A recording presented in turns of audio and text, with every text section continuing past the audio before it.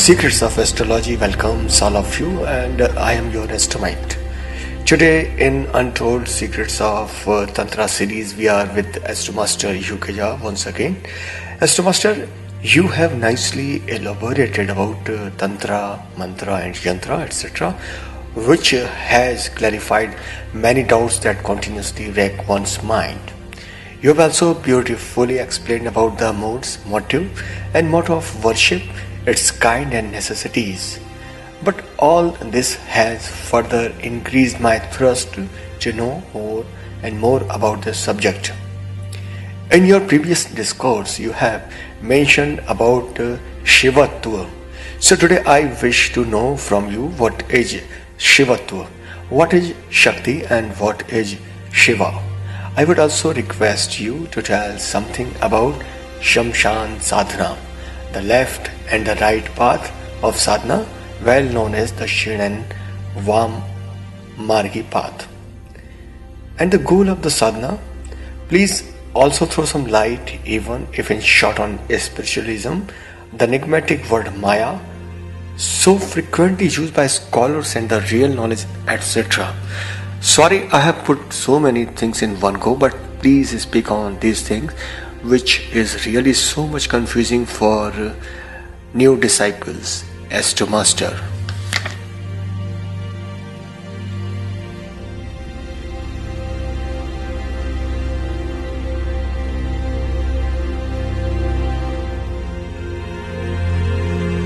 Well, but I don't really understand.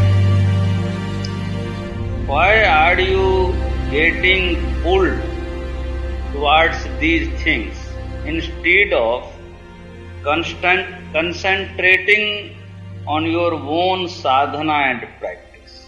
Frankly speaking, I don't actually relish talking on these matters. This is because perceiving a thing in direct manner is much more superior way of learning and also more useful than acquiring the knowledge about these things. Though acquisition of knowledge about these things would enable you to talk a lot on these subjects, you may deliver nice lectures, you may also impress people, but it is certain that you would become bereft of the actual realization. And I am telling you that realization is more important than acquisition of these knowledge. I can tell you there are countless books in Tantra doctrine where you can find detailed description about these things.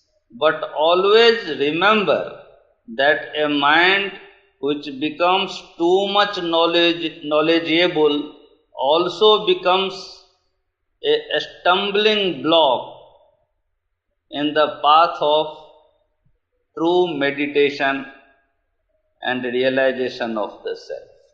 That is so because the knowledge takes away the ability of the mind to become easily focused during meditation. It keeps on verbalizing and giving new ideas and thoughts with fanciful interpretations, and that is not good for the sadhana or the practice, because practices are done to have direct perception. You know, Veda is the compilation of the knowledge acquired through direct perception only. That is aparoksha anubhuti. It is the direct experience. So whatever we read in Veda, that are the expressions of the direct perception of the rishis in words. But as you know, words are always loaded with a spirit of dualism. They are always ambiguous, and that is the reason that it is so hard to understand the Vedas. It is not easy to get at the meaning of those riches. The efforts have been made since time immemorial, and Puranas were written. Now, what are Puranas? Puranas are nothing, in my opinion, but the commentary of Veda in very obscure and unintelligible manner, blended with lots of stories and prattle for making the things understandable to the illiterate, unintelligent, uneducated general public. So all those stories and prattles are only meant to explain the abstruse things dealt in the Vedas. Only an adept can understand the real import of these things. For general public, many descriptions of Puranas sounds to be laughable, and that is why it gradually lost its sheen in the current world overwhelmed by intelligentsia.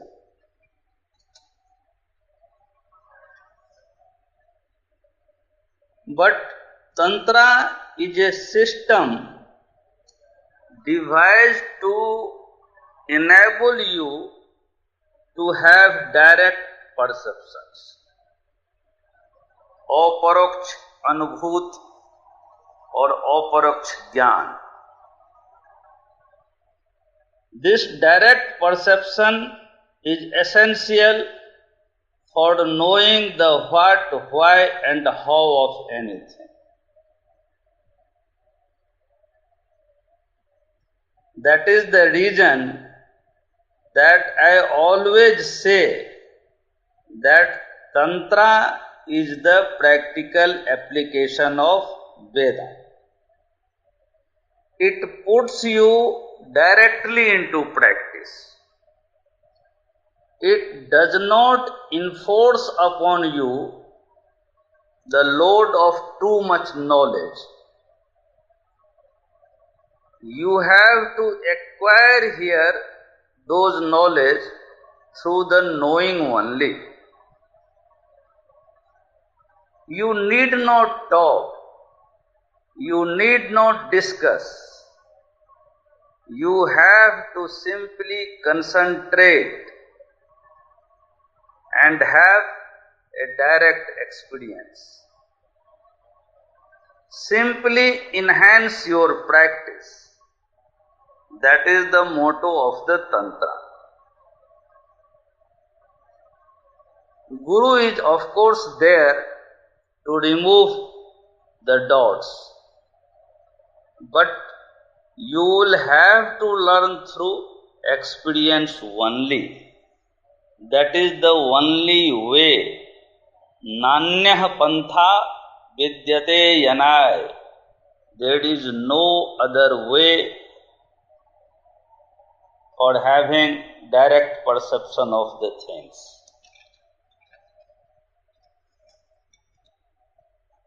See, all the theories are dealt in Vedas, but practices have not been elaborated there. Here in Tantra, you are required to do practice so as to perceive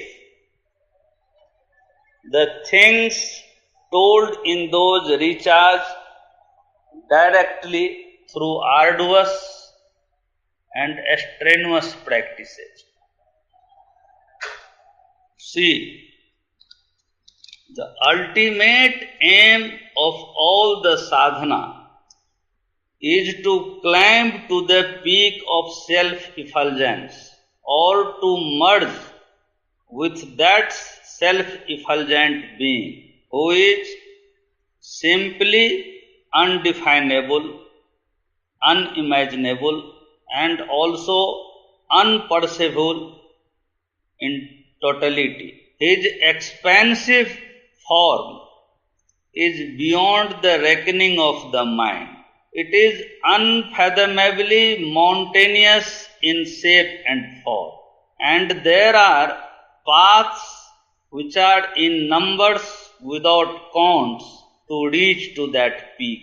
Every sadhaka or aspirant reaches there in his own way, though the Guru remains the same and the process of practice taught by the same Guru remains same for each of the disciples.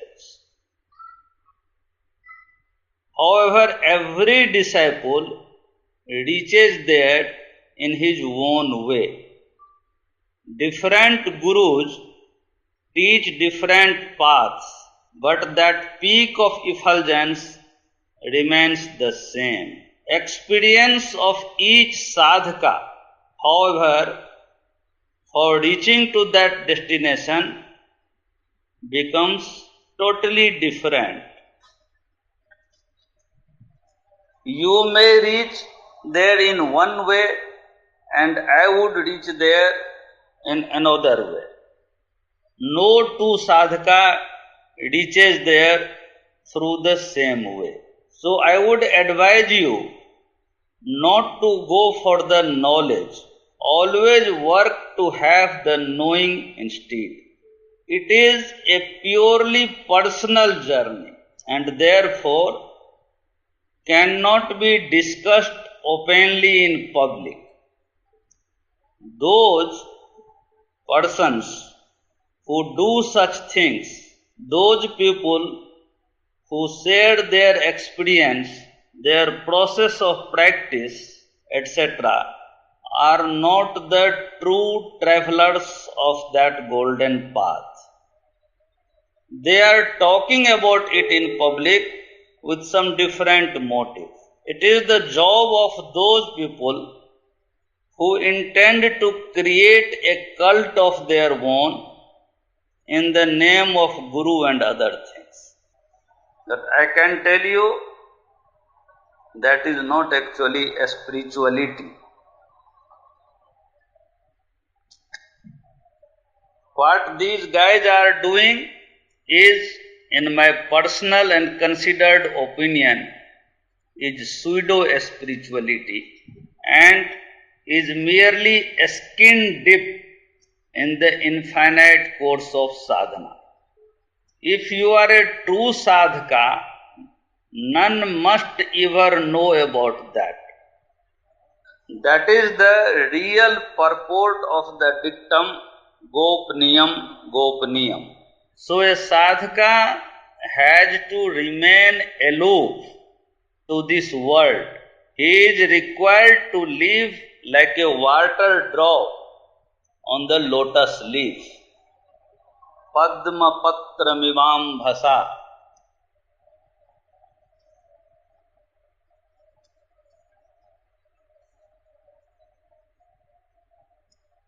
Now, I am coming to your point as to what is spiritualism. First of all, be clear as to what is spiritualism. Let me tell you that spiritualism is not adhyatma.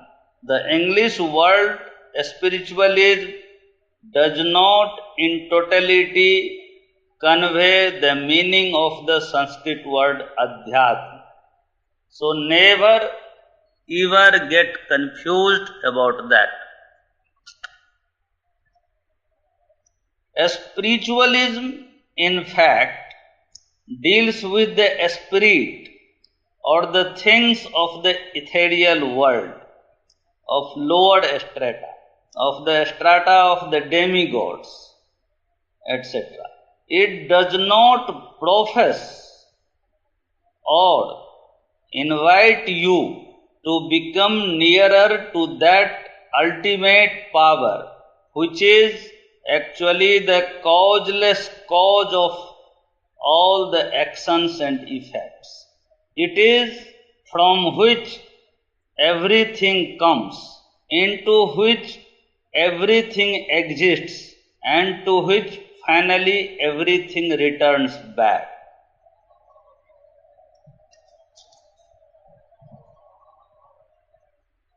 On the path and practice of spiritualism, we don't march towards that supreme power.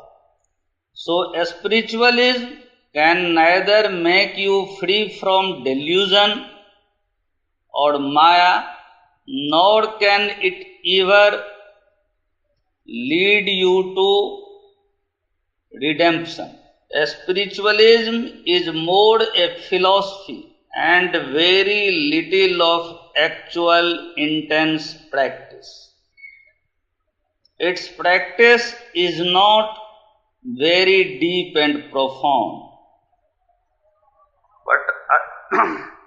But Adhyatma is something different. However, due to lack of proper equivalent translatable word in English, we use the term spiritualism to signify Adhyatma of Sanskrit also. As such, whenever I am found using the word spiritualism, it must always be taken as and should be meant as Adhyatma only. Now, before coming to explain Adhyatma, I would like to tell you few words about Maya or illusion that you have asked. It is important because it has become a very confusing word in the present parlance among the intelligentsia. They fail to totally grasp as to what does this word Maya really signify to.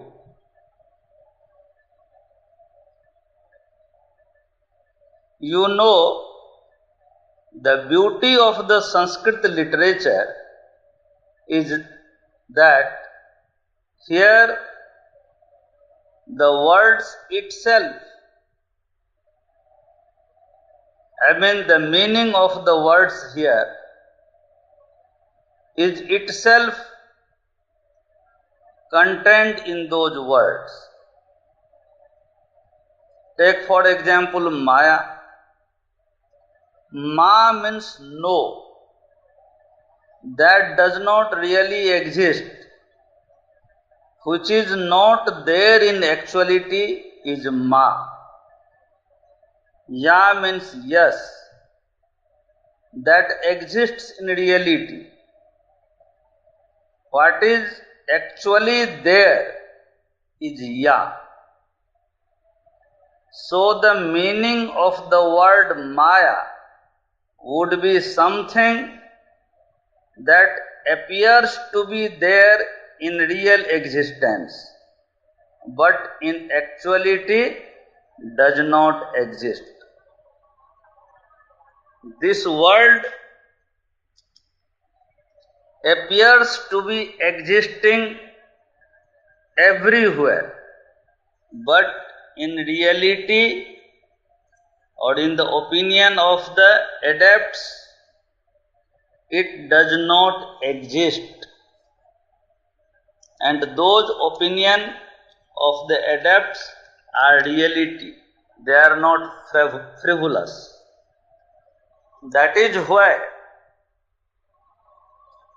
this world has been described in the scriptures as Maya, and sadhana is done for the acquisition of the knowledge that unfolds the non-reality of this world. That is the main aim and objective of Tantra and yoga practice.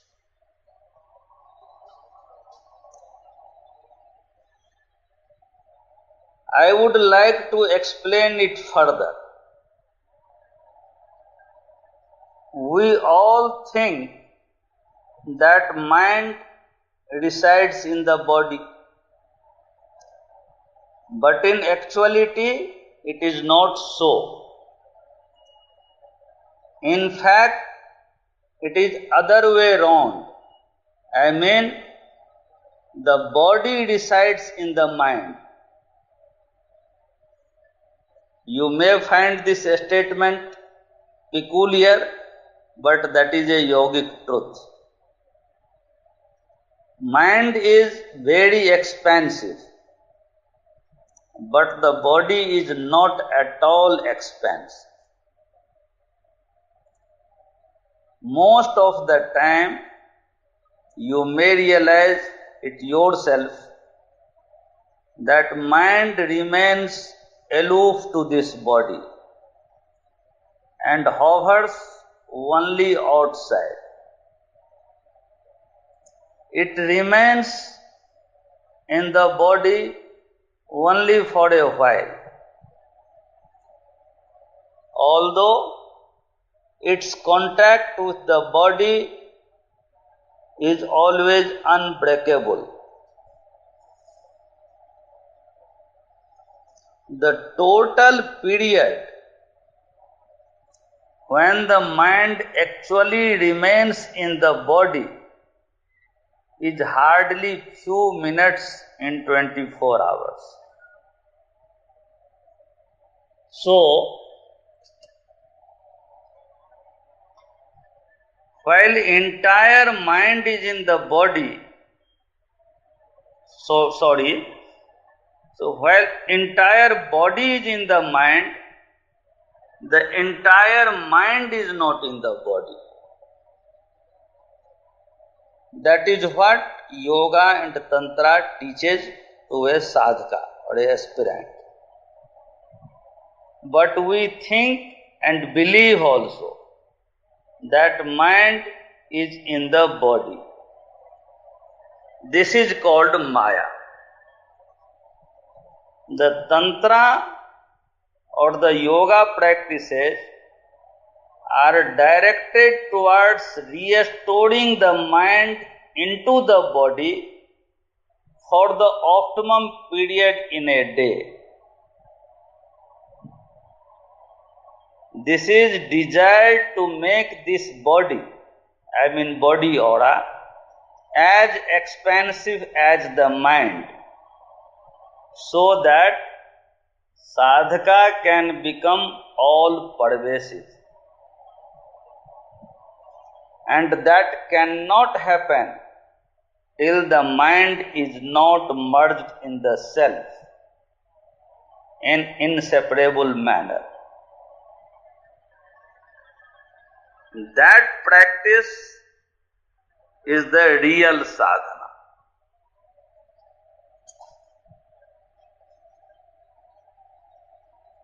All that we do externally in the form of recitation of mantra, singing stotrams, doing havanams, etc. are not the real sadhana, and that I have spoken earlier also. Again, to explain the term Maya more clearly in technical terms, because you are a technocrat and I am a technocrat. So I would like to take the help of few examples. You know well that a straight line cannot be drawn on a curved surface.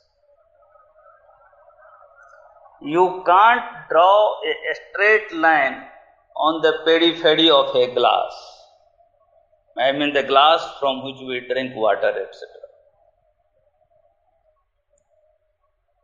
And we also know that this earth is a globe. It is not flat.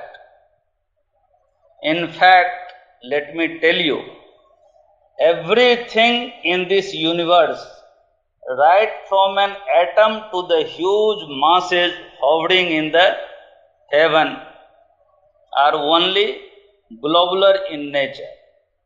And you know this also.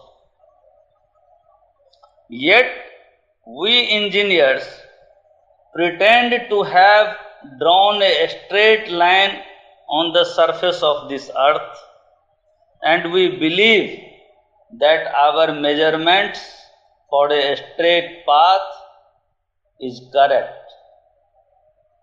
This is Maya. We think that this is a straight line, but in fact it is not so. And that is Maya. As another example, I would like to take another case. Let us think of the picture of the galaxies that is presented to us. With the help of powerful telescopes and cameras, we shoot a picture of galaxies in the heaven. Then we say and believe that that picture gives us the true scenario of the galaxy on that particular instant. But the fact is not so. It is different.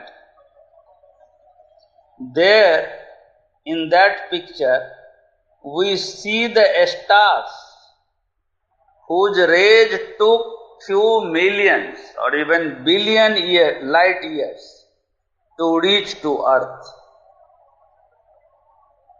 Now in actuality, that star might have been destroyed in natural course or might have been devoured by some black hole. But from that picture, we believe that it is still there, whereas it is now no more in those galaxies. This belief is Maya. That is about Maya.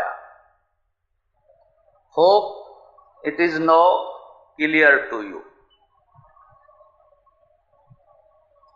Now let us come to Adhyat. As I told you earlier, this word in itself carries its meaning also. Adhya means around, in all and from all directions, charon or. Adhya means also to study. That is, it has been taken from the Adhyayan, to study. At means Atman, or soul, or self, or the overself, or the inner dwelling being. No matter by what name and in which word you describe it. So the meaning of the word Adhyatma is to move around and along the soul, to study the self from all directions and by all means. To incessantly ruminate to know as to who am I is Adhyatma. After entire concentration gets focused to know our own inner dwelling self, that is, to know as to who am I, is the stage when we put our first step on the path of Adhyatma.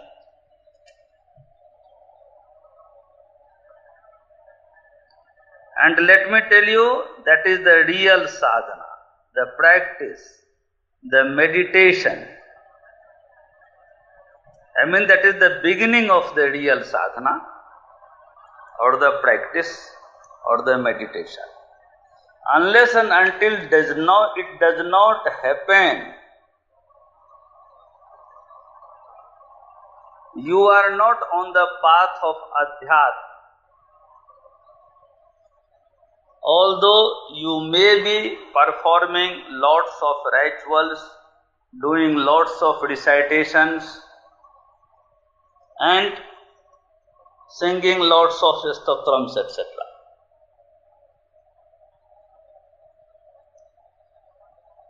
And the same, this meaning cannot be inferred from the English word spiritualism. The world of spirit is different.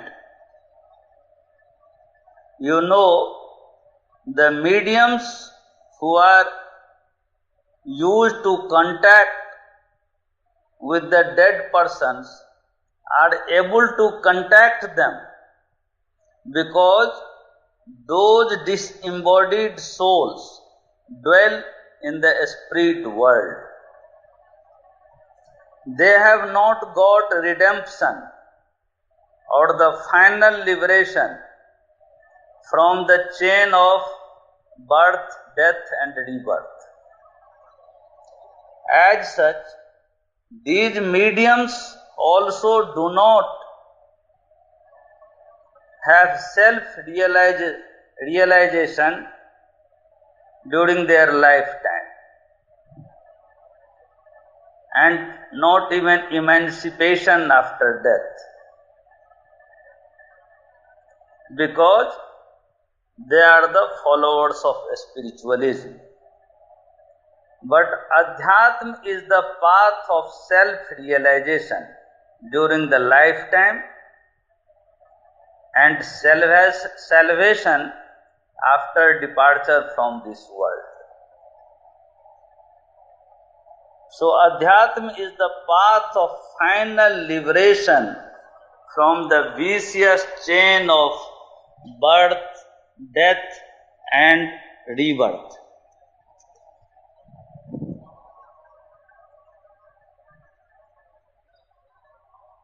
All the talks about spirituality, spiritualism and Adhyatma is useless unless we qualify for the same through self-realization. Intent practice gives a clear perception of these things. And the irony is that a self-realized person rarely talks about these things with uninitiates. That's why I told you that those who are talking freely on these topics are far, far away from this path of sadhana. My interpretation of spiritualism, adhyatma, maya, etc. may not appeal to many, but I also know that all I am talking or writing is copied and vulgarized by others. This is happening even in the field of astrology. People take my ideas and produce them in the patina of their own thoughts. But I have no complaint, because I don't know what I said and taught and wrote in the previous birth. Today I can't lay any claim on those things. Similarly, in the next birth, I would not be able to lay claim on what I say or write or teach today in this birth. Because this path, this journey on the path of coming and going repeatedly on the earth is simply endless unless you attain moksha or final liberation. So I have no complaints if someone is stealing and reproducing my thoughts in their own name.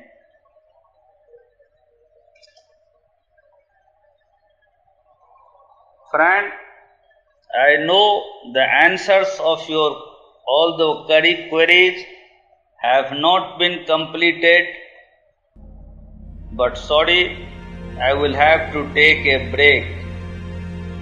We will again sit in the evening to discuss these topics in that session. Till such time, I would take your leave. Thank you.